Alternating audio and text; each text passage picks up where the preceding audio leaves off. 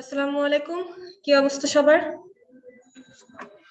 আচ্ছা, যারা already join করে ফেলেছো একটু আমাকে কষ্ট করে জানাতে হবে যে সাউন্ড এন্ড ভিডিও ঠিক আছে কিনা, ঠিক মতো দেখা যাচ্ছে কিনা, শোনা যাচ্ছে কিনা, একটু আমাকে জানাও।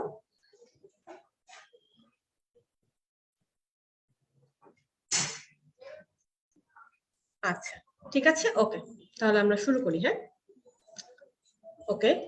আহ ওয়ালাইকুম আসসালাম। ওয়ালাইকুম আসসালাম।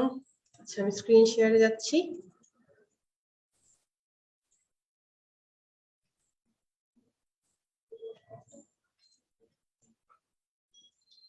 আচ্ছা, আমি না স্ক্রিন শেয়ারে করলাম, একটু আমাকে একটা হেল্প করো তোমরা যারা এখন ক্লাসে আছো।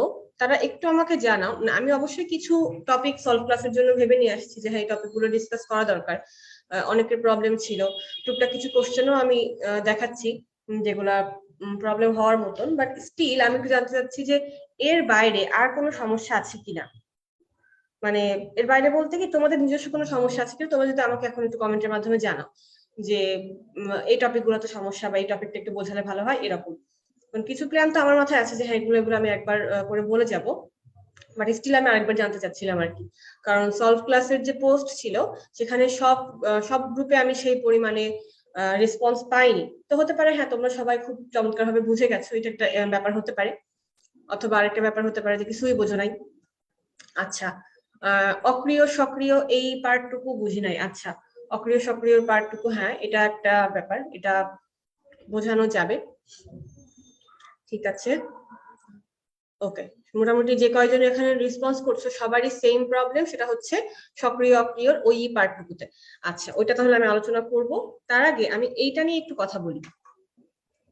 এই যে টিকার এই বক্স, এই বক্সটা নিয়ে অনেকের একটু প্রবলেম ছিল যে আপু টিকার বক্সটা কিভাবে মুখস্থ করব বা কিভাবে কি। যদিও ভাই আগের দিন বলেছিলেন এটা, বাট স্টিল আমার মনে হলো যে এটা নিয়ে আমরা আরেকবার কথা বলতেই পারি।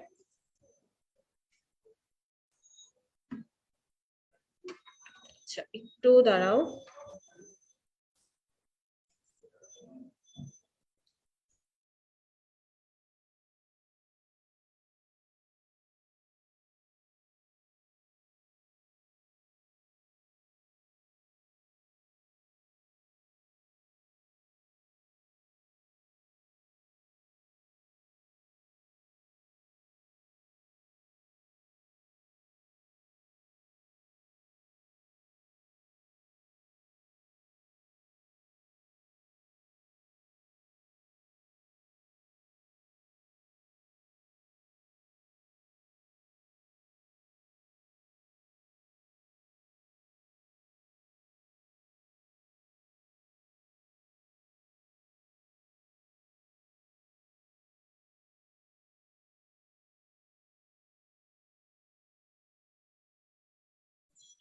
আচ্ছা, আমি স্টার্ট করি।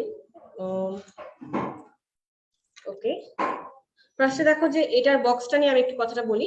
বক্সে তুমি যতগুলো ভ্যাকসিন দেখতে পাচ্ছ, প্রত্যেকটা ভ্যাকসিনের ফুল ফর্ম জানতে হবে সবার ফার্স্টে। তো ফুল ফর্ম গুলো দেখো, বিসিজি যেটা, এটার ফুল ফর্ম অ্যাকচুয়ালি তোমার জানার দরকার নাই। এটার ফুল ফর্ম হচ্ছে ব্যাসিলিক, মানে কি জানো ছিল একটা, ব্যাসিলিক ক্যামেলিও সামথিং, এটা বিজ্ঞানী নাম অনুসারে ছিল। মেইনলি এই ভ্যাকসিনটা কিসের জন্য কেউ বলতে পারবা? বিসিজি ভ্যাকসিন যে দেওয়া হয় একটা শিশু জন্মের পর ইমিডিয়েটলি অথবা 1 মাসের মধ্যে, হাইয়েস্ট 1 মাসের মধ্যে আমরা হচ্ছে এই ভ্যাকসিনটা দেই আর কি। বিসিজি ভ্যাকসিন এটা অ্যাকচুয়ালি যক্ষা বা টিবির জন্য দেওয়া হয়। যক্ষা বা টিবির জন্য, তোমার জন্য এটা ইম্পর্টেন্ট যে বিসিজি ভ্যাকসিন কিসের এগেইনস্টে দেওয়া হয়। এটার ফুল ফর্মটা ততটা ইম্পর্টেন্ট না। ওপিভি মোটামুটি আমরা সবাই জানি, ওরাল পোলিও ভ্যাকসিন, এটা হচ্ছে পোলিওর জন্য দেওয়া হচ্ছে। ডিপিটি, এই তিনটাতে তিনটা ডিজিজ বোঝানো হয়। ডি ফর ডিপথেরিয়া, ধনুষ্টঙ্কার, পি ফর পার্টিউসিস, হুপিং কাশি, আর টি ফর কি? তোমরা বলো টি ফর কি হবে? টিউবারকুলোসিস, টিটেনাস, না কি হবে? দেখি রেসপন্স কেমন আসে। T for tetanus, T for tetanus হবে কি? ঠিক করে শিওর হয়ে বলো। টি ফর টিটেনাস, হ্যাঁ রাইট, তাহলে টি ফর টিটেনাস। আবার আরেকটা ভ্যাকসিন তুমি দেখো এখানে আছে টিটি ভ্যাকসিন, এটাও কিন্তু টিটেনাস টক্সয়েড। তোমার কখনো মাথায় আসেনি যে আপু তাহলে টিটেনাস ভ্যাকসিন আমি বারবার কেন দিচ্ছি? এখানে তো আমি ডিপিটির মধ্যে টিটেনাস দিলাম। টিটানাস দেওয়ার পরেও আমি লাস্টে এসে আবার কেন এই বুড়া বয়সে এসে আরেকবার টিটানাস ভ্যাকসিনটা দিচ্ছি, এটা আমি তোমাকে একটু পরে বলি। তো প্রথমেই তুমি দেখো বিসিজি ভ্যাকসিন আর ওরাল পোলিও ভাইরাস মানে ওপিভি, এটার প্রথম ডোজ হচ্ছে জন্মের 1 মাসের মধ্যে। জন্মের পরপর দিলে ভালো হয়, যদি জন্মের পরপর কেউ দিতে না পারে তাহলে 1 মাসের মধ্যে দিতেই হবে, ঠিক আছে? তা না হলে কিন্তু পরে আর দেওয়া যাবে না। তারপরে ডিপিটি, ওপিভি আর হেপাটাইটিস বি, তিনটা জিনিস। ডিপিটি, ওপিভি মানে ডিপিটি ভ্যাকসিন, ওই তিনটা ডিজিজ, পোলিও আর হেপাটাইটিসের কোনটা বি, এই তিনটা রোগের যে ভ্যাকসিন সেগুলোর হচ্ছে 3টা ডোজ। মনে রাখো মেইনলি কয়টা ডোজ? 3টা ডোজ। এখানে 3টা ডোজ মনে রাখবো আমরা এই জায়গাটাতে। 3টা ডোজ হচ্ছে 4 মাসের গ্যাপ দিয়ে দিয়ে 6, 10, 14, 4 সপ্তাহ, সরি 4 সপ্তাহের গ্যাপ দিয়ে দিয়ে 6, 10, 14। ওকে, তাহলে প্রত্যেকটারই কি এটা 1 নাম্বার 1, 2, 3 এভাবে আসবে আর কি। 3টা ডোজ থাকবে 4 সপ্তাহ গ্যাপে, 6, 10, 14, এই 3টা ডিজিজ একসাথে পড়বা। তারপরে লাস্ট একটা বুস্টার ডোজ আমরা দেই। বুস্টার ডোজ কি জিনিস? মনে করো একটা ভ্যাকসিন দেওয়ার পরে সেই ভ্যাকসিনটা তোমার বডিতে কিভাবে কাজ করে, ভ্যাকসিনটা দেওয়ার পরে তোমার দেহের ইমিউন তন্ত্রগুলোকে একটা উদ্দীপনা দেওয়া হয়, তারা তখন অ্যান্টিবডি তৈরি করে ভ্যাকসিনের রেসপন্সে, ঠিক আছে? তো দেখা যায় যে একটা ভ্যাকসিন দেওয়ার পরে ইমিডিয়েটলি তারপরে 1 বছর বা কয়েক মাস যেরকম সুন্দরভাবে অ্যান্টিবডি তৈরি হচ্ছিল, তারপরে কিন্তু ঠিক ওই রকম সুন্দর মতন অ্যান্টিবডি তৈরি হয় না, একটু অ্যান্টিবডি রেটটা কমে যায়। মানে ভ্যাকসিনে আমরা আসলে কি করি, আমাদের দেহটাকে না ভয় পাওয়াই, ভয় দেখাই। কেমন তোমাকে আমি বুঝাই ভ্যাকসিনের বিষয়টা। একজন জিজ্ঞাসা করলো ভ্যাকসিনের ব্যাপারটা কি। মনে করো ভ্যাকসিনে তো তুমি প্রকারভেদ তো পড়েছো, ওখানে ছিল না একটা প্রকার যে কি বলে নিষ্ক্রিয় জীবাণু ব্যবহার করে ভ্যাকসিন তৈরি করা হয়। তো তোমার দেহে একটা ভাইরাস বা একটা ব্যাকটেরিয়া আসলে তোমার দেহ কি ঝাঁপিয়ে পড়ে? ভাইয়া আগের দিন দেখাচ্ছিল সেই মারামারি কাটাকাটি অবস্থা। তো আমি যদি একটা মরা ভাইরাস বা মরা জীবাণু ওভাবে সাজায় গুছায় রেখে দিয়েছি যে হ্যাঁ এটাকে দেখে এখন জীবিত জীবিতই মনে হচ্ছে, এরকম একটা জিনিসটা দিয়ে আমি একটা ভ্যাকসিন বানালাম। এই ভ্যাকসিনটা তোমার দেহে পুশ করলাম। তোমার রক্তে যখন ভ্যাকসিনটা গেল, তোমার রক্তে শ্বেত রক্তকণিকারা দেখবে বাইরে থেকে একটা কে যেন আসছে, ওরা আস্তে আস্তে করে আগায় গিয়ে দেখে বললো আল্লাহ এই তো সেই ভাইরাসের মতো যেটা আগে কিছুদিন আগে একবার আসছিল আমরা তারাই দিছি। তো এটা তো সেই ভাইরাসের মতো দেখতে, তাহলে একে এখন আক্রমণ করো, অ্যান্টিবডি তৈরি করো, আক্রমণ করো। উইদাউট এনি ভাবা হবে আক্রমণ করবে। এবার আক্রমণ করতে গিয়ে যখন মারতে যাবে তখন দেখো অলরেডি মরে পড়ে আসছে, অলরেডি একটা মানে মৃত একটা জিনিস। তখন বলবে ছি এভাবে করে এভাবে ডস খেয়ে গেলাম, ঠিক আছে এই এই একবারই শেষ না, নেক্সট টাইম এমন কেউ আসুক দেখিয়ে দিব আমরা। তো এই যে অ্যান্টিবডি তৈরি হয়ে গেল মৃত ভাইরাসের এগেইনস্টে, অ্যান্টিবডি তৈরি হয়ে গেছে, কিন্তু তারা কিন্তু কোনো কাজ করতে পারেনি কারণ ভাইরাসটা তো মৃত ছিল। তো এই যে অ্যান্টিবডি তৈরি হয়ে থাকলো তোমার দেহে, এটাই হচ্ছে তোমার দেহের প্রতিরক্ষা।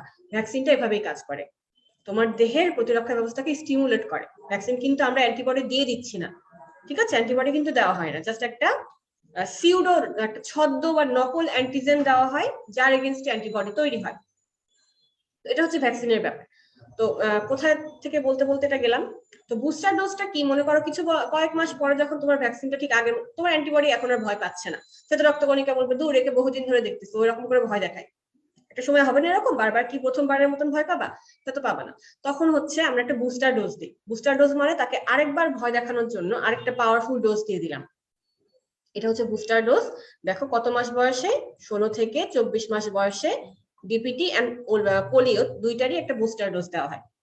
মিজেলস এর তোমার বইয়ে খালি একটা ডোজের কথাই বলা আছে 9 মাস, এন্ড মিজেলস এর এটা বেশি ইম্পর্টেন্ট। মনে রেখো মিজেলস ভ্যাকসিনের এই ডোজটা কিন্তু ইম্পর্টেন্ট, একটাই ডোজ 9 মাসে দেওয়া হচ্ছে। আর ডিপি, অনেকে দেখা যাচ্ছে ডিপিটি ভ্যাকসিন দেয়নি আগে, 6, 10, 14 সপ্তাহে যে ভ্যাকসিন দেওয়ার কথা ছিল, যারা সচেতন না তারা কিন্তু এসব খোঁজই রাখে না যে কবে টিকা দিচ্ছে। মানে এগুলো কিন্তু সরকারিভাবে দেওয়া হয়, সরকারি ইপিআই শিডিউলে যেটা দেওয়া হয়, জাতীয়ভাবে জাতীয় টিকা দিবস থাকে না, ওরকম করে দেওয়া হয়। তো বাবা মায়ের কোনো খেয়াল নাই, গ্রামে গঞ্জে খুব বেশি হয় এটা, যে খেয়ালই থাকে না। তো যারা মনে করে আগে ডিপিটি দেয়নি তখন তাদেরকে আমরা এই ডিটি ভ্যাকসিন দিয়ে দিই 5 থেকে 6 বছর বয়সে। টিটানাসটাও সেম, যাদের কাছে ডিপিটি ভ্যাকসিন দেওয়া নাই, আবার টিটানাস ভ্যাকসিন গুলো না অনেকদিন কার্যকর থাকে না, তো সেক্ষেত্রে 10 থেকে 16 বছর বয়সে দেওয়া হয়। ছেলে মেয়ে উভয়েরই দেওয়া উচিত টিটানাস ভ্যাকসিন, কারণ তোমার কোনো একটা জায়গায় কেটে গেলে সেখান থেকে টিটানাস হওয়ার পসিবিলিটি থাকে। কেটে যাওয়া না, একটা ছোটখাটো একটা সুইয়ের গুঁতা খেলে সাপোজ ছোট্ট একটা ফুটা হয়ে গেছে, একটুখানি রক্ত, তোমার মনে হবে কিছুই তো না, এখান থেকেও টিটানাস হতে পারে। তাহলে টিটেনাস ভ্যাকসিন ছেলে মেয়ে সবারই নেওয়া উচিত, তবে বাধ্যতামূলকভাবে মেয়েদের নিতেই হবে 10 থেকে 16 বছরের মধ্যে, তা না হলে গর্ভধারণের আগে। এই হচ্ছে ভ্যাকসিনের এই বক্সটা। এই বক্সটা তুমি এভাবে একটু মুখস্থ করার ট্রাই করো, তাহলেই চলবে আর কি। আচ্ছা, তারপরে আমি নেক্সট আরেকটা টপিক যেটা একটু বলি, প্রতিরক্ষার যে ব্যাপারটা একটু বলা দরকার মনে হয় আমার, যে দেখো প্রতিরক্ষার 3টা স্তর নিয়ে একটু কনফিউশন ছিল অনেকেরই, যেমন 3টা স্তর আসলে কি হবে না হবে। তো আমি তোমাকে 3টা স্তর একটু সুপারফিশিয়াল আজকে ক্লিয়ার কাট বলি। ভাইয়া কালকে সুন্দর করে বুঝিয়ে দিয়েছেন, স্টিল আমার মনে হলো যে 3টা স্তর নিয়ে একটু ঝামেলা হচ্ছে, তো সেক্ষেত্রে আমি একটু ক্লিয়ার করি জিনিসটা। প্রথম স্তর তো 3টা। প্রথম স্তর সম্পর্কে তুমি অলওয়েজ মনে রাখবা, তোমার দেহের বাইরের দিকে যারা আছে এবং রক্ত ব্যতীত বাকি সবকিছু তোমার দেহের বাইরের দিকে আছে, এবং সেগুলো রক্তের উপাদান হওয়া যাবে না। কারণ প্রথম স্তর কখন কাজ করবে? যখন জীবাণু তোমার দেহে প্রবেশ করেনি, তোমার দেহে সে প্রবেশ করতে চাচ্ছে, প্রথম স্তর বাধা দিবে। দেহে প্রবেশ করা মানে কোথায় প্রবেশ করা? রক্তে প্রবেশ করা। জীবাণু কিন্তু অলওয়েজ তোমার দেহের সবার প্রথমে কোথায় প্রবেশ করে? রক্তে প্রবেশ করে। তো অর্থাৎ যদি জীবাণু রক্তে প্রবেশ করে ফেলে, তখন বুঝতে হবে যে প্রথম প্রতিরক্ষা স্তর ব্যর্থ হয়ে গেছে, সে ঠেকাতে পারেনি। তখন দ্বিতীয় স্তর কাজ করবে, অর্থাৎ দ্বিতীয় স্তরের যা উপাদান সব রক্তের উপাদানগুলাই কাজ করে। তোমার ঘরে চুরি ডাকাতি হলে তোমার ঘরের মানুষকে তো সামাল দিতে হবে, পাশের বাড়ির কেউ তো আসবে না। তাহলে দ্বিতীয় স্তরে যখন কোন ঝামেলা, মানে দ্বিতীয় স্তর প্রতিরক্ষা মানেই সেটা রক্তের উপাদান, কারণ জীবাণু তখন রক্তে আছে। তৃতীয় স্তরেও রক্তের উপাদান কাজ করে। তো প্রথম স্তর সবই বাইরের জিনিস। তো তোমার দেহে সবচেয়ে বাইরে বলতে সবার প্রথমে কি আসবে? অবশ্যই ত্বক আসবে। তো একটা ছন্দ দিয়ে আমরা মনে রাখতে পারি, অতল এসি। অতল এসি দিয়ে মনে রাখতে পারো, আমি এটা দিয়ে মনে রাখতাম আর কি। অ দিয়ে হচ্ছে অশ্রু, দেখবা তোমার বই আছে অশ্রু চোখের পানি, এটা কিন্তু চোখের বাইরের দিকে। ত দিয়ে কি? ত্বক। ল দিয়ে হচ্ছে লোম। এ দিয়ে হচ্ছে বিভিন্ন অ্যাসিড, পৌষ্টিকতন্ত্রের অ্যাসিড, জননতন্ত্রের অ্যাসিড। আর সি দিয়ে হচ্ছে সিলিয়া, সিরুমেন, এগুলো। দেখো একটা জিনিসও কিন্তু তোমার দেহের ভেতরে না, খালি অ্যাসিডটাই তোমার দেহের ভিতরে। বাট অ্যাসিড কি তোমার দেহের রক্তের উপাদান? অ্যাসিড কি রক্তে থাকে? না, কিন্তু পৌষ্টিক নালীতে থাকে, জননতন্ত্রের ভেতরে থাকে, রক্তে কিন্তু থাকে না। তাহলে রক্তের উপাদানের বাইরে সবই হচ্ছে প্রথম স্তর। দ্বিতীয় স্তরে প্রধানত 2টা জিনিস কাজ করে, প্রধানত সেটা হচ্ছে 2টা রক্তকণিকা, মনোসাইট আর নিউট্রোফিল। এরা 2জন মারামারি কাটাকাটি করে যা যা করবে সেগুলাই আলটিমেটলি বাকি সবকিছু। তুমি মনে রাখতে পারো ফাইজা কম পরে দিয়ে, ফাইজা কম পরে। ম্যাক্রোফেজ আর নিউট্রোফিল, বা তুমি যাই বলো মনোসাইট নিউট্রোফিল, ম্যাক্রোফেজ নিউট্রোফিল মারামারি করার পরে যতগুলা কাহিনী হচ্ছে সেগুলাই হচ্ছে এই ফাইজা কম পরে দিয়ে পড়বো। ফতে কি? ফ্যাগোসাইট, সেটা তারা কে? ম্যাক্রোফেজ আর নিউট্রোফিল। ফতে ফ্যাগোসাইট। রস্যইতে হচ্ছে ইন্টারফেরন, জতে জ্বর, ক দিয়ে কমপ্লিমেন্ট, ম থেকে মারণ কোষ বা এনকে কোষ, আর প দিয়ে হচ্ছে প্রদাহ, রতে কিছু নাই। ঠিক আছে, তাহলে এইগুলো হচ্ছে দ্বিতীয় স্তরের উপাদান। তবে প্রধানত এখানে কাজ কি করছে? ম্যাক্রোফেজ আর নিউট্রোফিল, ওদের কাজকর্মের ফলেই এই পুরা ব্যাপারটা হলো। কারণ আমাদের এমসিকিউ এর জন্য তো নামগুলো মেইনলি দরকার। পরীক্ষায় কি আসবে যে নিচের কোনটা প্রথম স্তরের প্রথম প্রতিরক্ষা স্তরের অন্তর্ভুক্ত, নিচের কোনটা দ্বিতীয় প্রতিরক্ষা স্তরের অন্তর্ভুক্ত, এরকম। আর তৃতীয় স্তর সম্পর্কে সবার একটু কনফিউশন আছে। তো তৃতীয় স্তরে আমি যেটা বলি, সিম্পলি মনে রাখো এখানে লিম্ফোসাইট কাজ করে। তৃতীয় স্তর মানেই লিম্ফোসাইট কাজ করবে। এখন লিম্ফোসাইট কত প্রকার, এটা নিয়ে একটা সমস্যা আছে। আমাদের নতুন যে বই 2021 সাল, এই বইয়ে আমি সবাই একটু মনোযোগ দিয়ে শুনে জায়গাটা, লিম্ফোসাইট কত প্রকার এটা নিয়ে আমি একটু ক্লিয়ার করি। আমাদের এই বই রক্ত সঞ্চালন চ্যাপ্টারে এবং প্রতিরক্ষা চ্যাপ্টারের একটা জায়গায় বলা আছে 3 প্রকার, টি লিম্ফোসাইট, বি লিম্ফোসাইট আর এনকে কোষ, রাইট? এই হচ্ছে 3 প্রকার লিম্ফোসাইট। আর প্রতিরক্ষা চ্যাপ্টারের শেষের দিকে একটা পেজে লেখা আছে যে 2 প্রকার। পরীক্ষায় আমরা কোনটা আনসার করব? আমরা অবশ্যই 3 প্রকার আনসার করব। যদি অপশনে 3 না থাকে তখন তুমি 2 আনসার করবা। আবারও বলছি, পরীক্ষায় যদি লিম্ফোসাইট কত প্রকার আসে, নতুন বই অনুযায়ী 3 আনসার করতে হবে, কারণ আলিম স্যারের বইয়েও 3 প্রকার লেখা আছে। যদি অপশনে 3 না থাকে তখন তুমি আনসার করবা 2। ক্লিয়ার? লিম্ফোসাইট কত প্রকার নিয়ে আর কোনো ঝামেলা হবে না তো, এটা ডান। তাহলে তৃতীয় স্তরে লিম্ফোসাইট গুলো কাজ করে মেইনলি কোন দুইটা, টি আর বি, কারণ এনকে কোষ তো আসলে 2 নাম্বার স্তরে কাজ করছে। তৃতীয় প্রতিরক্ষা স্তরে টি লিম্ফোসাইট, বি লিম্ফোসাইট কাজ করে, বি লিম্ফোসাইট অ্যান্টিবডি তৈরি করবে, সেসবের মাধ্যমে কাজ হবে। তো এই হচ্ছে ব্যাপার। ওকে, আচ্ছা হ্যান্ড রেজটা ক্লাস শেষে করো, ক্লাস শেষে তখন আমি কথা বলার সুযোগ দিই। হ্যাঁ হ্যাঁ, এখন হ্যান্ড রেজ করলে তো এখন কথা বলতে পারবো না। ইন্টারফেরনের উৎপত্তি কোথায়? ইন্টারফেরন যে জিনিসটা, এটা নিয়েও একটা কনফিউশন। দেখো ইন্টারফেরন এটা কি, কোত্থেকে আসতেছে, কি একেবারে বুঝি না কি লিখলাম। ইন্টারফেরন তোমার দেহে যখন কোনো ভাইরাস প্রবেশ করবে, ভাইরাস আক্রান্ত হওয়ার কারণে তোমার দেহের ভেতরে ইন্টারফেরন নামক একটা গ্লাইকোপ্রোটিন তৈরি হয়। গ্লাইকোপ্রোটিনই তো ছিল, এটা ভাইরাস আক্রান্ত হওয়ার এগেইনস্টে তৈরি হয়। এটা তৈরি হয়ে কি করে, ও ভাইরাসের বংশবৃদ্ধিকে বাধা দেয়। ঠিক আছে, ইন্টারফেরনের কাজ কি তাহলে? ভাইরাসের বংশবৃদ্ধিকে বাধা দিবে, এবং এটা কিসের প্রতিক্রিয়া হিসেবে তৈরি হচ্ছে? ভাইরাসের প্রতিক্রিয়া হিসেবে, ব্যাকটেরিয়া না কিন্তু। অনলি ভাইরাস আক্রান্ত হলেই ইন্টারফেরন তৈরি হয়, এবং সেটা তোমার দেহের প্রতিরক্ষা কোষগুলোর মধ্যে দিয়েই তৈরি হচ্ছে। ফ্যাগোসাইটোসিসের ধাপ ইম্পর্টেন্ট না, এই জন্য ফ্যাগোসাইটোসিসের ধাপ নিয়ে কোনো আলোচনা করছি না। ফ্যাগোসাইটোসিসের ধাপে জাস্ট 7টা ধাপের নাম মনে রাখো। ঠিক আছে, 7টা ধাপের নাম, আর যে দাগানো বইটুকু দেওয়া হয়েছে সেখানে যেটুকু আছে সেটুকু। তাছাড়া ফ্যাগোসাইটোসিসে বাকি আর কিছুই লাগবে না, ওখান থেকে কোশ্চেন আসে না। বিসিজি অ্যাটেনুয়েটেড টিকার উদাহরণ, বিসিজি হচ্ছে যক্ষ্মার টিকা। তো দেখো ভ্যাকসিনের প্রকারভেদের মধ্যে আছে কিনা। আচ্ছা, অ্যান্টিবডি কে তৈরি করে? অ্যান্টিবডি কে তৈরি করে এটাও একটা সমস্যা, সবাই একটু মনোযোগ দাও, এই কনফিউশন গুলো আমি এখানেই ক্লিয়ার করে যাচ্ছি। অ্যান্টিবডি মেইনলি কোত্থেকে আসে? তোমার দেহের বি লিম্ফোসাইট যেগুলো আছে, দাঁড়াও একটু, মনে করো বি লিম্ফোসাইট, ঠিক আছে, এই বি সেল গুলো বিভাজিত হয়ে এবং একটু পরিবর্তিত হয়ে প্লাজমা সেল তৈরি করে। এই প্লাজমা সেল থেকেই আসে অ্যান্টিবডি। ওকে, যদি পরীক্ষায় জিজ্ঞাসা করে অ্যান্টিবডি কোন কোষ থেকে তৈরি হয়, তাহলে আমরা আনসার করব প্লাজমা সেল।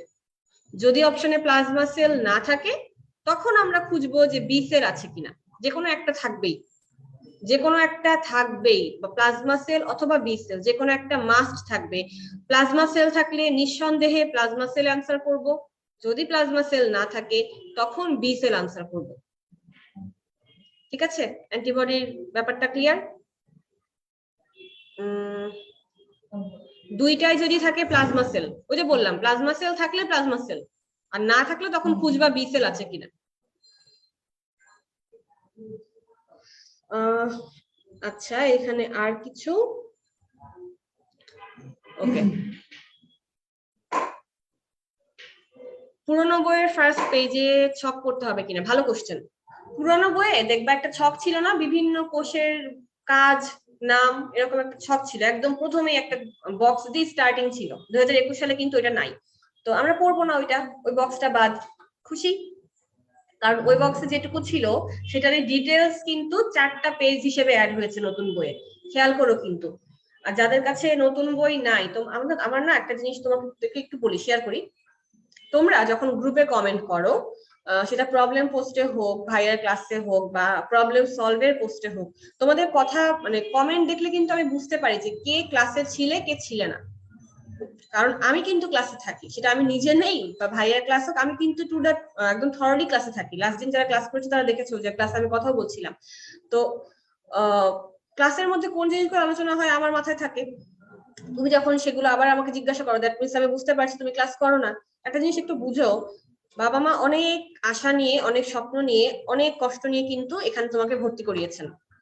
সবার বাসার ফাইন্যান্সিয়াল অবস্থা ঠিক সেরকম না যে ভর্তি করাটা খুব ইজি, টাকা কোনো ব্যাপার না, এরকম কিন্তু সবার পরিবারের না, তাই না? অনেকের ক্ষেত্রে কিন্তু মানে একটু কষ্টই হয়ে যাচ্ছে। তারপরও তোমাকে এই আশা নিয়ে ভর্তি করাচ্ছেন যে হ্যাঁ, একবার হয়নি তো কি হয়েছে, সামনের বার ইনশাল্লাহ আমার ছেলে বা মেয়ে ডাক্তার হবে। তারপরও তুমি কেন রেগুলার ক্লাস করো না?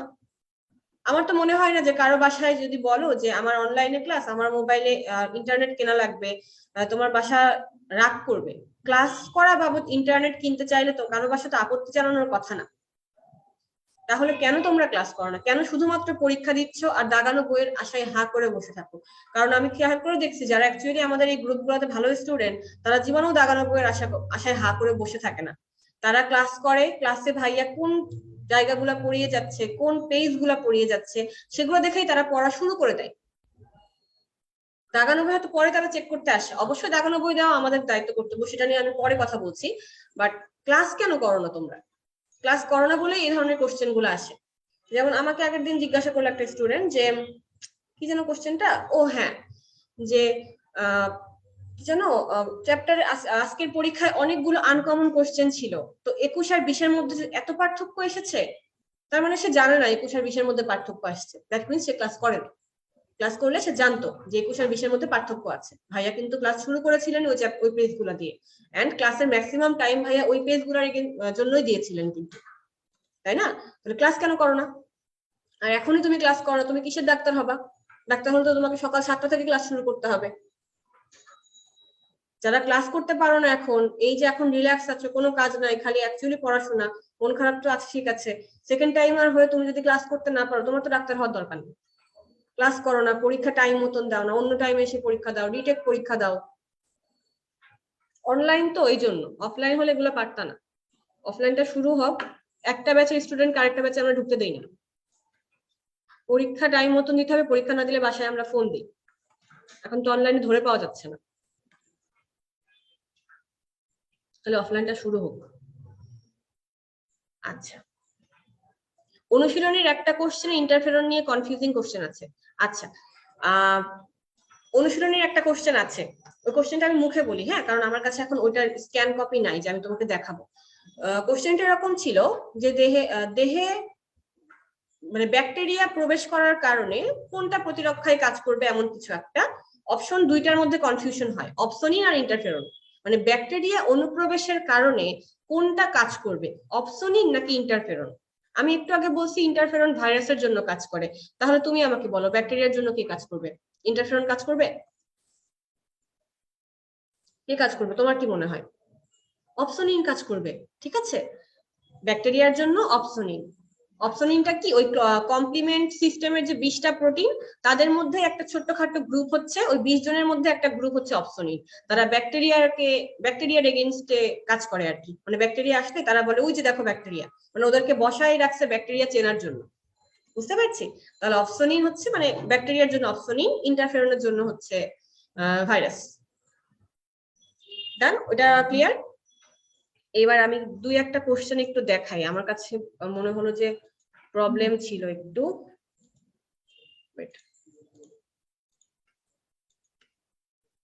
এখানে আমি একটু দেখাই।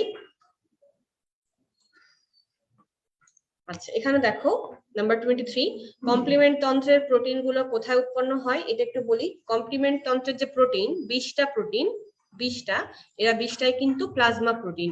তুমি যখন পরিপাক চ্যাপ্টার পড়ো, তোমার মনে আছে কিনা, যকৃতে প্লাজমা প্রোটিন উৎপন্ন হয়, তাই না? যকৃতে প্লাজমা প্রোটিন উৎপন্ন হয়, সব প্লাজমা প্রোটিন উৎপন্ন হয়, শুধু গামা গ্লোবিউলিন উৎপন্ন হয় না। তাহলে যেহেতু এরা প্লাজমা প্রোটিন, এরা কোথায় উৎপন্ন হবে? অবশ্যই যকৃতে উৎপন্ন হবে।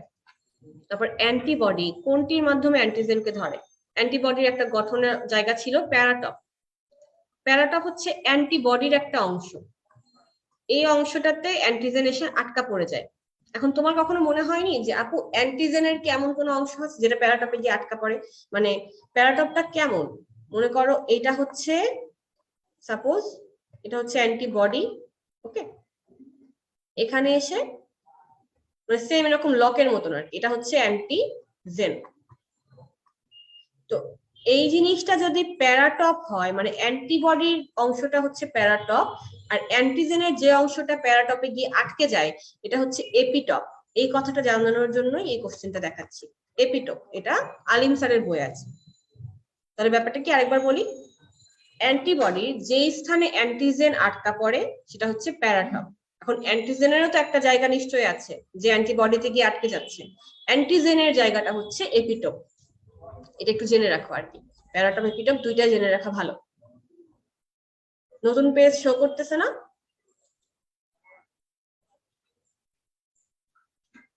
ও ও, দাঁড়াও তো, আচ্ছা দাঁড়াও, নতুন পেজ শো করে না কেন দেখি একটু, তাহলে টাইম দাও আমাকে। লাস্টের দিন থেকে নতুন সমস্যা শুরু হয়েছে পাওয়ার পয়েন্টে, নতুন পেজ শো করে না।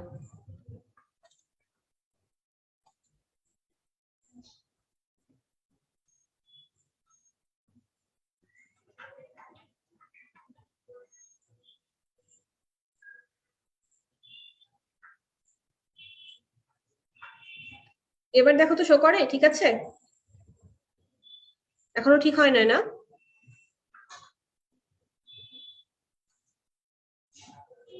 আগের দিনের মতো সমস্যা হচ্ছে আজকে, নতুন পেজ শো করে না আর কি, যে স্লাইড চেঞ্জ করলে শো করে না।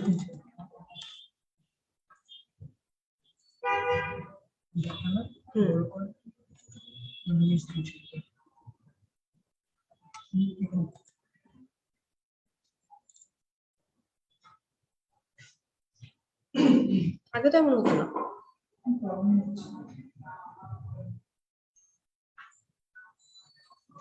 হ্যাঁ এবার আসছে মনে হয় না?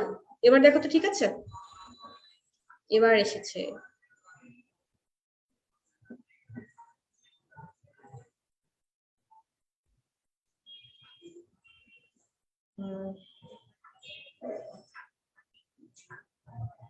দাঁড়াও তো আমি দেখে নিই, শিওর হয়নি। হ্যাঁ এবার আসছে। যেখানে ছিলাম এই যে এখানটাতে আমি আরেকবার আঁকাই, তাহলে যেটা আঁকা কি করেছিলাম আরেকবার আমি একে দেখাই।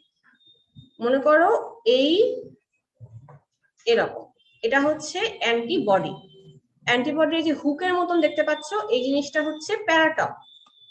এই জায়গাটা চুপচাপ বসে আছে, ও একটা অ্যান্টিজেনকে এই হুকের মধ্যে আটকে ফেলবে। তো একটা অ্যান্টিজেন যে, সেও মনে করো তার মাথাটা এরকম ভাবেই শেপ হওয়া, মানে আমাদের অ্যান্টিবডি গুলা ওভাবেই তৈরি হয় অ্যান্টিজেন অনুযায়ী। তো এই যে এটা হচ্ছে একটা অ্যান্টিজেন। দেখো তো তোমার এই পোর্শনটুকু দেখে মনে হচ্ছে না যে এখানে মাথাটা সুন্দর মতন সেট হয়ে যাবে এবং অ্যান্টিজেনটা অ্যান্টিবডিতে আটকা পড়ে যাবে, রাইট? তাহলে এই যে অ্যান্টিজেনের এই জায়গাটা, যে জায়গাটা প্যারাটপে গিয়ে আটকা পড়ে, সেটাকে বলা হচ্ছে এপিটপ। এপিটপ। অ্যান্টিবডির অংশটা হচ্ছে প্যারাটপ, অ্যান্টিজেনের অংশটা হচ্ছে এপিটপ। এটা আলিম স্যারের বই আছে। ওকে, এটা আলিম স্যারের বই আছে। তাহলে এই ব্যাপারটা ক্লিয়ার। আরেকটা ব্যাপার হচ্ছে এখানে সক্রিয় ফ্যাগোসাইটিক শ্বেতরক্তকণিকা কোনটা? মনে হয়নি যে আপু মনোসাইট নিউট্রোফিল দুইটাই তো ফ্যাগোসাইট, তাহলে কেন এখানে মনোসাইটটা আমি অ্যান্সার করলাম না? কারণ যখন ফ্যাগোসাইটোসিসের কথা আসে তখন কিন্তু মনোসাইট কাজ করে না। মনোসাইটটা তখন 5 গুণ বড় হয়ে যায়, 5 গুণ বড় হয়ে সেটা তখন হয়ে যায় ম্যাক্রোফেজ। এই ম্যাক্রোফেজটা তখন মেইনলি কাজ করে, ঠিক আছে? তাহলে এখানে মনোসাইট ছিল বলে আনসার হয়নি, ম্যাক্রোফেজ হলে সেটা আনসার হতো। আনসার হচ্ছে নিউট্রোফিল। অর্জিত প্রতিরক্ষার ধাপসমূহ ইম্পর্টেন্ট না। অর্জিত প্রতিরক্ষার ধাপসমূহ জাস্ট ধাপগুলা পড়ো, একবার রিডিং লিখতে পারো, ওটা ইম্পর্টেন্ট টপিক না।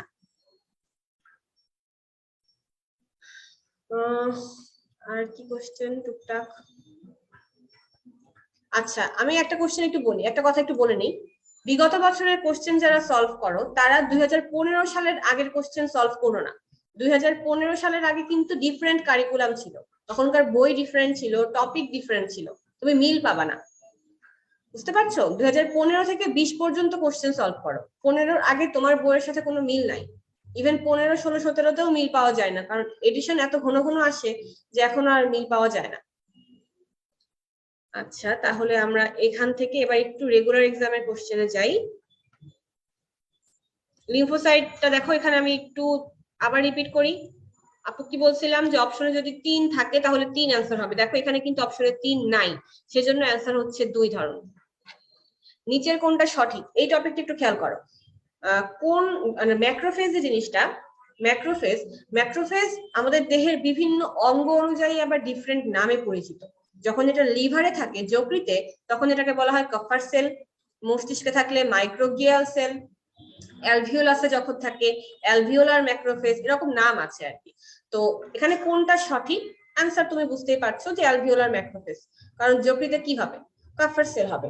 বাট নতুন বইয়ে দেখবে একটা টাইপিং মিস্টেক আছে। নতুন বইয়ে কি লেখা আছে? নতুন বইয়ে লেখা আছে যে যকৃতের কাফার কোষ, আবার লেখা আছে যকৃতের মেসেঞ্জিয়াল কোষ। একটু খেয়াল করে দেখবা, যকৃতের কাফার কোষ যেমন লেখা, ঠিক তার একটু পরেই লেখা যকৃতের মেসেঞ্জিয়াল কোষ। বাট মেসেঞ্জিয়াল কোষ যে জিনিসটা, এটাকে বাংলায় লিখলে এরকম আর কি, মেসেঞ্জিয়াল কোষ প্রধানত বৃক্কে থাকে, কিডনিতে। ঠিক আছে, মেসেঞ্জিয়াল কোষ কিন্তু কিডনিতে থাকে। তাহলে এখন তোমার মনে কোশ্চেন যে আপু পরীক্ষায় আসলে আমি কি আনসার করব, যেহেতু বই আছে, বইয়ে তো আমরা কারেকশন করি না। এবার আমি তোমাকে একটা কথা বলি, যকৃতের ম্যাক্রোফেজকে কি বলা হয়? কাফার কোষ। এই কোশ্চেনটা প্রিভিয়াস ইয়ারে যেমন বেশ কিছুবার এসেছে, আমাদের বইয়ের বিভিন্ন জায়গায় এই কথাটা বারবার লেখা আছে। তো শুধুমাত্র এই একটা জায়গায় ভুলের জন্য আমরা এই ব্যাপারটাকে চেঞ্জ করব না। আমরা মনে রাখবো যকৃতের ম্যাক্রোফেজ বললে অ্যান্সার অবশ্যই কাফার কোষ হবে, নিঃসন্দেহে। বই কারেকশন করছি না, জাস্ট অ্যাভয়েড করে যাচ্ছি। যকৃতের কাফার ম্যাক্রোফেজ বললে কাফার কোষ অ্যান্সার করবা উইদাউট এনি ডাউট। ঠিক আছে, কোনো ডাউট রাখার দরকার নয়, ডিরেক্ট কাফার কোষ, চোখ মুখ বন্ধ করে। ক্লিয়ার? আচ্ছা, নিজের কোনটা ফ্যাগোসাইটোসিসের ধাপ নয়, এখানে একটু বলি, ফ্যাগোসাইটোসিসের ধাপের নামগুলো একটু পড়ো। ঠিক আছে, নামগুলো একটু পড়বা। 7টা ধাপ আছে, 7টা ধাপের নাম পড়বা, আর দাগানো অংশ যেটুকু দেওয়া আছে। এখানে কি হবে? ব্যাকটেরিয়ার বহিঃকোষীয় পাচন না, অন্তঃকোষীয় পাচন হয়, এই জন্য এটা কারেক্ট অ্যান্সার। রাসায়নিক ক্ষরণে উদ্দীপ্ত হয়ে ক্ষতস্থানে জড়ো হওয়ার প্রক্রিয়ার নাম কি? কেমোট্যাক্সিস। এটা কি সবাই বুঝো? এটার কাহিনী কি একটু মনে করাই। এই বইয়ে একটা শেষের চ্যাপ্টার আছে, আজাইরা টাইপের লাগে, প্রাণীর আচরণ। ওখানে ট্যাক্সিস একটা ইম্পর্টেন্ট টপিক, মানে ওই চ্যাপ্টারে যদি একটা ইম্পর্টেন্ট টপিক বলতে বলো, আমি বলবো ট্যাক্সিস। তো ওই ট্যাক্সিস জিনিসটা কি? কোনো কিছুর দিকে এগিয়ে যাওয়া, কোন একটা উদ্দীপনার দিকে এগিয়ে যাওয়া হচ্ছে ট্যাক্সিস।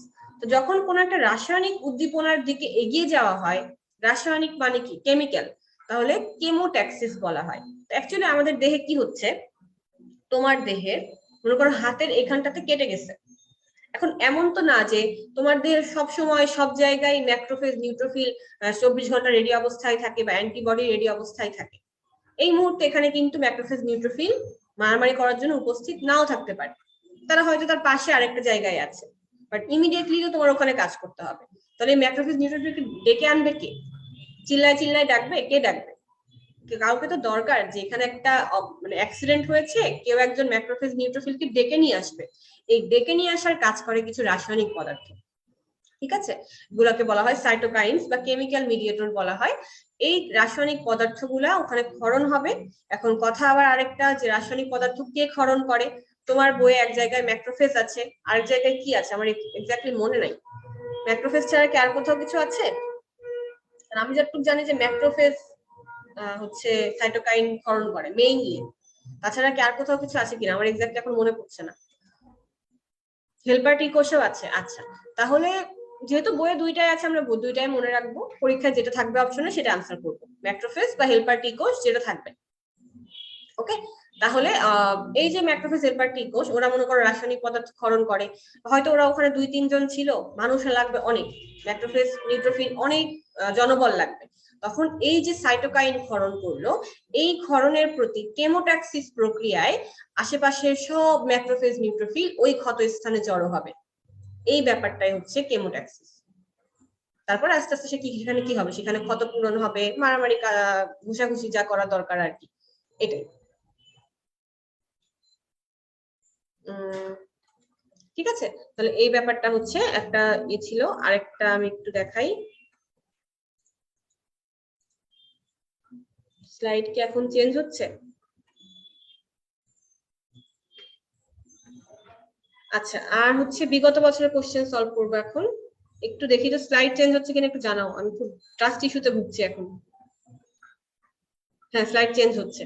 ওকে, বিগত বছরের কোশ্চেন সলভ করি। তো আমি অলরেডি বললাম বিগত বছরের কোশ্চেন হিসেবে আমরা কোনগুলো সলভ করব, 2015 থেকে 20 পর্যন্ত, 15-র আগে আমরা যাব না।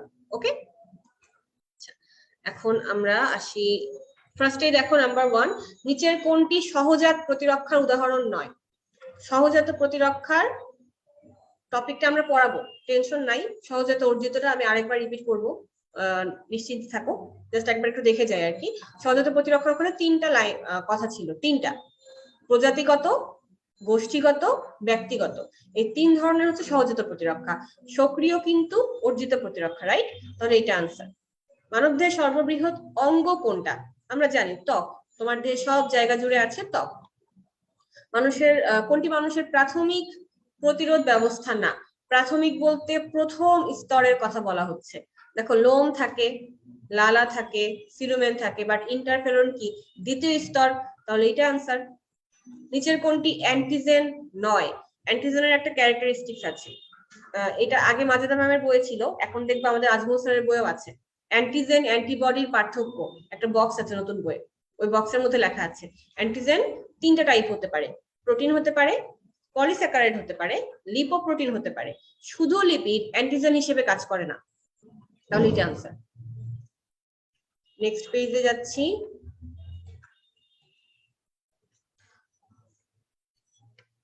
নেক্সট দেখো, মানুষের যকৃতে অবস্থানকারী ম্যাক্রোফেজ, এই যে দেখো কোশ্চেনটা, যকৃতে অবস্থানকারী ম্যাক্রোফেজ বা যকৃতের ম্যাক্রোফেজ নাম হচ্ছে কাফার কোষ।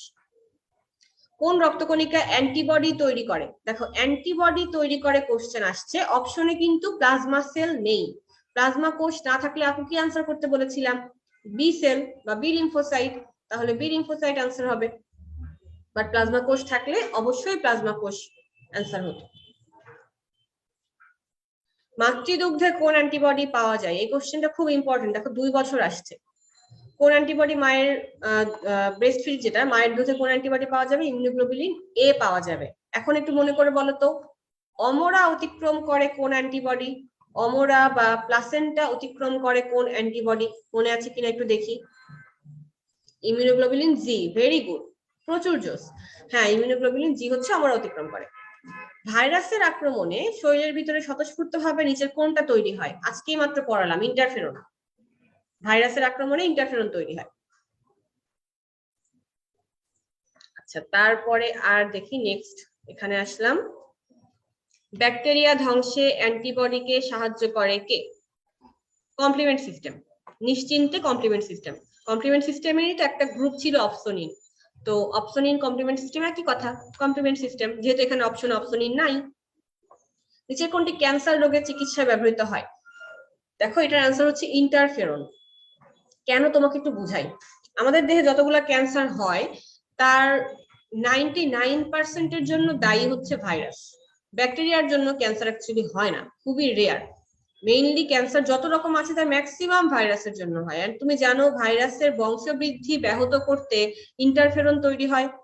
যদি আমি আর্টিফিশিয়াল ইন্টারফেরন দিয়ে চিকিৎসা করতে পারি তাহলে ওই ভাইরাসের প্রভাবটা কমানো যাবে, ক্যান্সারের চিকিৎসা করা যাবে। তাহলে ক্যান্সার যেহেতু ভাইরাস দিয়ে হচ্ছে, তাই আমি ইন্টারফেরনটাকে ইউজ করছি ক্যান্সারের চিকিৎসায়। আর্টিফিশিয়ালি ইন্টারফেরন তৈরি করে সেটা ইউজ করা হয়। কোনটি অ্যাটিনুয়েটেড টিকা? দেখো আলিম স্যারের বই আছে, এই যে রেফারেন্স, বিসিজি ভ্যাকসিন।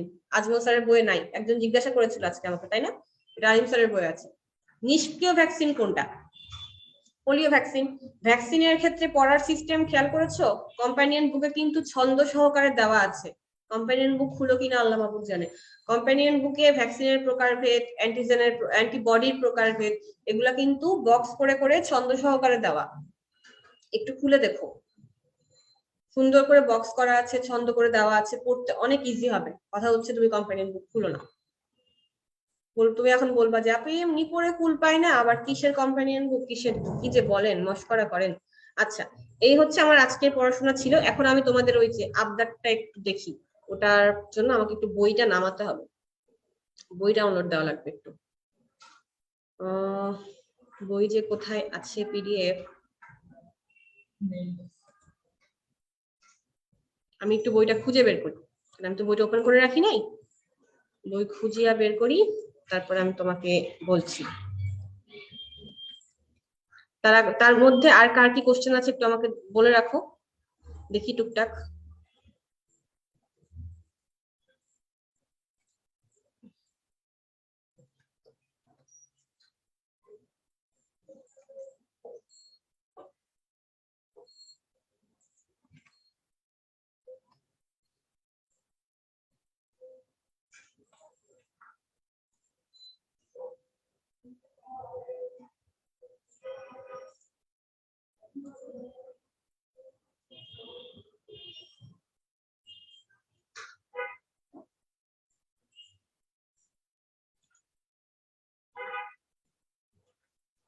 টপিকটা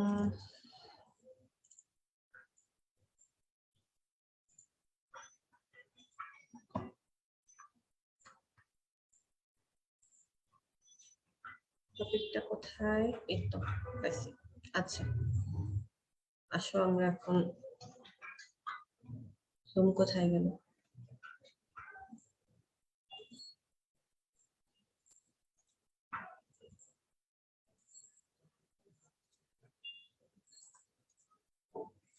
আচ্ছা, আমি স্ক্রিনটা শেয়ার করলাম, এবার দেখা যায় তো না? ওকে, আচ্ছা আমি এই টপিকটা আগে একটু বুঝিয়ে নিই, তারপর বাকি যে কোশ্চেন গুলো করেছো তোমরা আমি দেখেছি সেগুলো আমি একটু আনসার করি। এই সাইটোকাইনেসিসের কথা আমি মাত্রই বললাম, তুমি কই ছিলা? এখন আর বলবো না আমি, তুমি রিপিটেড ক্লাস দেখবা। আচ্ছা, এটা আগে আমি বুঝাইনি। আচ্ছা, সহজাত আর অর্জিত প্রতিরক্ষা, প্রথম কোশ্চেন যেটা আসে, আপু সহজাত অর্জিত প্রতিরক্ষা এটা কি তৃতীয় প্রতিরক্ষা স্তরের অন্তর্ভুক্ত না কি? কারণ আমাদের বইয়ে টপিকটা একটু উল্টা ভাবে দেওয়া। আসলে একটা ব্যাপার কি জানো, ইমিউনিটির এই যে একটা টপিক তোমাদের এই চ্যাপ্টারটা, এটা তোমাদের চ্যাপ্টারে খুবই শর্ট করে লেখা, কিন্তু এই চ্যাপ্টার নিয়ে আলাদা একটা এক্সট্রা কি বলবো ক্যাটাগরি আছে মেডিকেলে। মেডিকেল সায়েন্সে ইমিউনোলজি একটা বিশাল একটা টপিক, এন্ড এটা খুবই ইম্পর্টেন্ট একটা টপিক। তো এত বিশাল একটা টপিককে শর্টকাট করে বানাতে গিয়ে মনে হয় আসলে খুব জগা খিচুড়ি হয়ে গেছে। প্রথমে তোমাকে আমি একটু ক্লিয়ার একটা কথা বলি, সেটা হচ্ছে সহজাত এবং অর্জিত প্রতিরক্ষা এটা কোনো প্রতিরক্ষা স্তরের অন্তর্ভুক্ত না। এটা জাস্ট অ্যাজ এ হোল প্রতিরক্ষা ব্যবস্থাকে আমরা আরেকবার দুই ভাগে ভাগ করে দেখছি আর কি। এর মধ্যে সহজাত কোনগুলো, যেগুলো তোমার জন্ম থেকেই থাকবে। এখন তুমি চিন্তা করে দেখো, জন্ম থেকে তোমার দেহে কি কি থাকে। প্রথম প্রতিরক্ষা স্তরে যতগুলো উপাদান আছে একটু মনে করো তো, ত্বক, গায়ের লোম, তারপর চোখের অশ্রু, সিলিয়া, পৌষ্টিকতন্ত্রের অ্যাসিড, এগুলা কি তোমার জন্মের পরে আসছে নাকি জন্ম থেকেই ছিল? জন্ম থেকে ছিল। দ্বিতীয় প্রতিরক্ষা স্তরে যে রক্তের উপাদানগুলো আমরা দেখি, মনোসাইট, নিউট্রোফিল, বা তৃতীয় প্রতিরক্ষা স্তরে লিম্ফোসাইট, এরাও তো তোমার দেহে শুরু থেকেই ছিল। তাহলে এরা সবই কিন্তু সহজাত প্রতিরক্ষা। বুঝতে পারছি? অর্জিত প্রতিরক্ষা কিন্তু এরা কেউই না। অর্জিত মানে কোনটা? তুমি যেটা জন্মের পরে বাইরে থেকে নিচ্ছ, তোমার দেহে বাইবোর্ন ছিল না। তাহলে দেখো তো, সহজাত প্রতিরক্ষায় তুমি যে উপাদানগুলো দেখবা, এগুলো তুমি একবার দেখলেই বুঝতে পারবা যেটা প্রতিরক্ষা স্তরের উপাদানগুলাই। প্রদাহ প্রতিরক্ষা স্তরের উপাদান, কমপ্লিমেন্ট, তারপরে দেখো যে প্রতিবন্ধক যেগুলো, ইন্টারফেরন, সহজাত মারণ কোষ, সহজীবী ব্যাকটেরিয়া, এটা সবই কিন্তু বিভিন্ন প্রতিরক্ষা স্তরের উপাদান হিসেবেই তুমি পড়ে আসছো। তাহলে যে এখন আবার একটা কোশ্চেন করে, মানে আমি যে বলি ওটা শুনে না। রামিসা, আমি তো মাত্রই বললাম তৃতীয় প্রতিরক্ষা স্তরের অন্তর্ভুক্ত না। সহজাত অর্জিত ওরা আলাদা একটা প্রকারভেদ আর কি, মানে আলাদাভাবে প্রতিরক্ষা ব্যবস্থাকে ডিসক্রাইব করা হচ্ছে। এরা তৃতীয় প্রতিরক্ষা স্তরের অন্তর্ভুক্ত না। তৃতীয় প্রতিরক্ষা স্তরে অনলি লিম্ফোসাইট আছে, আর কেউ নাই। শুধু লিম্ফোসাইট থাকে সেখানে। লিম্ফোসাইট থেকেই স্মৃতিকোষ ওরাই ওরাই, ওখানে এই সব জিনিসপত্র থাকবে না। কারণ তুমি তো প্রতিরক্ষার যে কমপ্লিমেন্ট, ইন্টারফেরন কি 2 নাম্বার স্তরে ছিল না? এনকে কোষ, প্রদাহ, এগুলো কেমন 3 নাম্বার স্তরে আসবে বলো? এবার বুঝতে পারছি? আচ্ছা, তাহলে এবার এটা গেল হচ্ছে সহজাতের ব্যাপারটা। অর্জিতর যে ব্যাপারটা সেখানে আমি একটু বলি যে দেখো, অর্জিত প্রতিরক্ষা ব্যবস্থাকে দুই ভাগে ভাগ করা হচ্ছে, সক্রিয় আর অক্রিয়। সক্রিয় মানে কি? সক্রিয় মানে হচ্ছে তোমার দেহ অ্যাক্টিভ, তোমার দেহ সক্রিয়ভাবে কাজ করে। যেমন প্রাকৃতিক সক্রিয় যেটা, উদাহরণ কি দেওয়া আছে? হাসপাতালে বা ক্লিনিকে সংক্রমণ। মনে করো তুমি একটা হসপিটালে গেছো, সেখানে একটা চিকেন পক্সের পেশেন্ট ছিল। চিকেন পক্স জানো? চিকেন পক্স তোমার হয়ে গেল, চিকেন পক্স আছে, রোগ হয়ে যায় খুব তাড়াতাড়ি। তোমার চিকেন পক্স হয়ে গেল, তোমার চিকেন পক্স হয়ে গেল, ব্যাপারটা কি প্রাকৃতিক ব্যাপার। এখন তোমার দেহে তো অ্যান্টিবডি ছিল না, তোমার দেহের প্রতিরক্ষা কোষ জীবনেও এই চিকেন পক্সের ভাইরাসকে দেখেনি। সে জীবনে প্রথমবার দেখলো, এবং দেখার পরে সে কি ভাবলো যে আমি অ্যান্টিবডি তৈরি করা শুরু করি, এখন আমাকে ফাইট করতে হবে। এই যে একটা প্রাকৃতিক ইনফেকশনের জন্য তোমার দেহ নিজে নিজেই অ্যান্টিবডি তৈরি করে ফেলছে, সে কিন্তু বাইরের হেল্প নিচ্ছে না, একাই অ্যান্টিবডি তৈরি করছে। এটা হচ্ছে প্রাকৃতিক সক্রিয়। একটা উদাহরণ দেওয়া থাকবে, তুমি আগে চিন্তা করবা উদাহরণের এই ব্যাপারটা কি প্রাকৃতিক ভাবে হয় নাকি কৃত্রিম ভাবে হয়। তারপর চিন্তা করবা এই ব্যাপারটার জন্য আমার দেহে কি হচ্ছে, অ্যান্টিবডি কি তৈরি হচ্ছে নাকি বাইরে থেকে নিচ্ছি? তৈরি হচ্ছে, প্রাকৃতিক সক্রিয় গেল। কৃত্রিম সক্রিয়, কৃত্রিম সক্রিয় উদাহরণ কি? ভ্যাকসিন। ভ্যাকসিনের ব্যাপারটা আমি আজকে বুঝালাম যে বাইরে থেকে একটা মৃত ভাইরাস দিলাম, মরা একটা জিনিস দিয়ে দিলাম, দিয়ে তোমার বডিকে ভয় দেখাচ্ছি। ভয় দেখার ফলে তোমার দেহ কি নিজে নিজেই অ্যান্টিবডি তৈরি করছিল না? মনে আছে কিনা? আমি কিন্তু বলছিলাম যে ভ্যাকসিনে আমরা কখনো অ্যান্টিবডি দেই না, আমরা একটা মরা জীবাণু দিয়ে ভয় দেখাই তোমার দেহকে, যেন সে ভয় পেয়ে অ্যান্টিবডি তৈরি করা শুরু করে। অ্যান্টিবডি কিন্তু তোমার দেহ নিজে তৈরি করছে, দ্যাটস ওয়াই এটা হচ্ছে সক্রিয়। আর কৃত্রিম কেন? কারণ ভ্যাকসিন একটা কৃত্রিম জিনিস, তো অবশ্যই সেটা কৃত্রিমই হবে। কৃত্রিম সক্রিয়, প্রাকৃতিক সক্রিয়, জিনিসটা বুঝো। মুখস্থ করার জন্য অনেক ওয়ে আছে, আমাদের কোম্পানির বুকেও শর্টকাট দেওয়া আছে, বাট বুঝে নাও যে কেন এটা এরকম হলো। এবার আসি অক্রিয়। অক্রিয় মানে তোমার দেহে অ্যান্টিবডি তৈরি হবে না, তুমি বাইরে থেকে নিবা, ঠিক আছে, বাইরের একটা জায়গা থেকে নিবা। যেমন প্রাকৃতিক অক্রিয় উদাহরণ হচ্ছে শাল দুধ। মায়ের যে ব্রেস্ট ফিড করে, মায়ের দুধে অ্যান্টিবডি থাকে, আমরা পড়েছি কোন অ্যান্টিবডি থাকে, তুমি একটু আগে আমাকে বলেছিলে ইমিউনোগ্লোবুলিন এ থাকে, রাইট? অর্থাৎ আমি মায়ের দেহ থেকে রেডিমেড অ্যান্টিবডি পেয়ে যাচ্ছি। আমার কি অ্যান্টিবডি তৈরি করা লাগছে? একটা শিশুর দেহ কি অ্যান্টিবডি তৈরি করে না, সে কিন্তু ওই টাইমটুকুতে মায়ের দেহ থেকে অ্যান্টিবডি পেয়ে যাচ্ছে। এবং এই যে পাচ্ছে, শাল দুধ জিনিসটা কমপ্লিটলি প্রাকৃতিক একটা জিনিস, আর্টিফিশিয়ালি তৈরি করা না, তাহলে প্রাকৃতিক অক্রিয়। আমার দেহ ইনঅ্যাক্টিভ, কোনো কাজ করছে না, দ্যাটস ওয়াই অক্রিয়। প্রাকৃতিক শাল দুধ শেষ। কৃত্রিম অক্রিয়। কৃত্রিম অক্রিয় উদাহরণ কি দেওয়া, যে রোগ ভোগার পর সেরে ওঠা ব্যক্তির সিরাম অন্য ব্যক্তির দেহে প্রবেশ করিয়ে। আমার চিকেন পক্স হয়ে গেছে, অর্থাৎ আমার দেহে এখন অ্যান্টিবডি আছে। অ্যান্টিবডি আমার দেহের কোথায় আছে? আমার দেহের রক্তে আছে, রাইট? তো আমি যদি আমার দেহের রক্ত রস বা সিরাম, বা তুমি যেটা রক্ত রসই বলো বা সিরাম বলো, এটা যদি আমি আমার মনে করো এখন আমি একটা পেশেন্ট আমার সামনে আছে, তাকে আমি ট্রিটমেন্ট করার জন্য কোনো উপায় পাচ্ছি না, সেও চিকেন পক্সের পেশেন্ট। আমার তখন মনে হলো যে আমার তো কিছুদিন আগে হয়েছিল, আমার দেহে তো এখন অ্যান্টিবডি আছে, তাহলে আমি তো আমার সিরাম নিয়ে যদি এই লোকটাকে ইনজেকশনের মাধ্যমে দিয়ে দেই, তাহলে সে তো আমার দেহের অ্যান্টিবডি পেয়ে যাচ্ছে, এই অ্যান্টিবডি গুলা তার দেহে গিয়ে কাজ করতে পারবে। তো এই যে ইনজেকশনের মাধ্যমে দিলাম, ব্যাপারটা কৃত্রিম, এবং আমার দেহের অ্যান্টিবডি সে পাচ্ছে, তার দেহ কিন্তু তৈরি করছে না। তাহলে কি তার দেহ ইনঅ্যাক্টিভ না? অক্রিয় না সক্রিয়? অক্রিয় কিন্তু। তাহলে এই যে ব্যক্তি, সে কিন্তু অক্রিয়, কৃত্রিম ভাবে সে পেল এবং তার দেহ অক্রিয় ছিল, কৃত্রিম অক্রিয় প্রতিরক্ষা। ক্লিয়ার ব্যাপার? এবার বলো আমাকে প্রতিরক্ষার এই জিনিসটা একটু ক্লিয়ার হলো কিনা, এটা নিয়ে সবার সমস্যা ছিল, এটা ছিল কিনা। ভ্যাকসিনের নাম মনে রাখার জন্য ওয়ে তো বললাম কোম্পানির বুকে আছে, কোম্পানির বুকেরটা ভেজাল লাগার তো কথা না, কোম্পানির বুকে তো ছন্দ দিয়ে দেওয়া আছে, আমি বললে ওইটাই বলবো, আর আমি ওটাই পড়তাম, আমি ওটাই পড়াই, ওই জন্য কোম্পানির বুকে ওইটাই দেওয়া। আচ্ছা, এমএইচসি কি? এমএইচসি হচ্ছে এমএইচসি জিনিসটা একটু বুঝাই, এটা একটা আইডি কার্ডের মতো, বলতে পারো একটা আইডি কার্ডই। এটার ফুল ফর্মটা আগে বলি, এমএইচসি ফুল ফর্ম হচ্ছে মেজর হিস্টোকম্প্যাটিবিলিটি কমপ্লেক্স। স্লাইড কি দেখা যায়? হ্যাঁ দেখা যায়। Histocompatibility complex, major histocompatibility complex. এইটা তোমার কোষের জন্য, মানে তোমার দেহের স্বজাতীয় কোষের জন্য একটা আইডি কার্ডের মতো। তোমার দেহের প্রত্যেকটা কোষে এমএইচসি নামে ছোট্ট একটা প্রোটিন কোষের প্লাজমা মেমব্রেনের উপরে থাকে। তোমার প্রতিরক্ষা কোষ এই এমএইচসি প্রোটিনটাকে দেখেই বুঝতে পারে যে এটা আমার দেহের কোষ, দেহের বাইরে থেকে আসা না।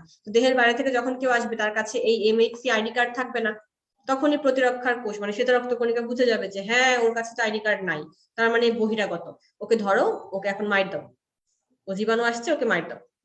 এই হচ্ছে এমএইচসি আর কি। ওকে, আর আর কি কি আছে দেখি কোশ্চেন।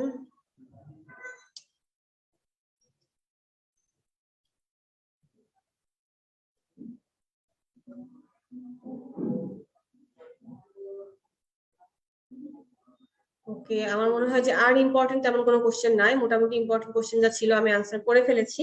এরপর আমি রিকোয়েস্ট করবো, এরপর যদি কারো কোনো কোশ্চেন থাকে যে না আপু আমি বুঝতে পারছি না এটা সেটা, প্রবলেম পোস্ট আছে তো, প্রবলেম পোস্টে তো থাকি, তোমরা প্রবলেম পোস্টে কমেন্ট করো না কেন? মনে হয় যে রিপ্লাই দিব না? রিপ্লাই তো দেই। আচ্ছা, একজন জিজ্ঞাসা করেছে আপু কম্পানিয়ন বুকে আলিম স্যারের বইয়ের ওখানে লেখা আছে যে টি লিম্ফোসাইট থেকে ইন্টারফেরন তৈরি হয়, আবার এটা ব্যাকটেরিয়ার বংশবৃদ্ধি ব্যাঘাত ঘটায়। না, ওটা না পড়লেও চলবে, ওটা স্কিপ করো, ওটা আজমল স্যারেরটাই মনে রাখো। ইন্টারফেরনের উৎপত্তি কোথায়?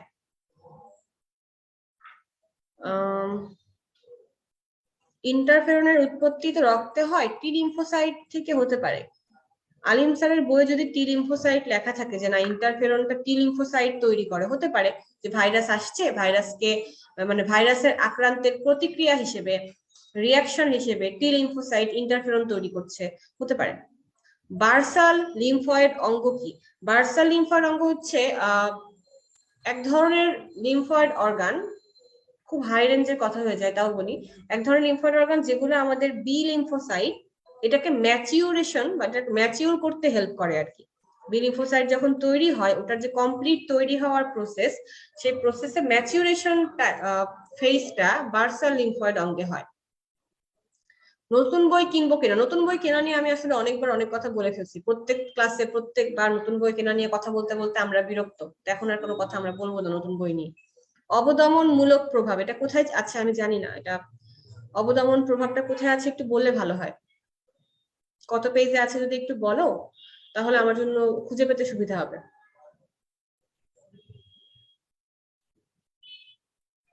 নতুন বইয়ের 411, চলো দেখি খুঁজে। নতুন বইয়ের 411 নম্বর পেজ।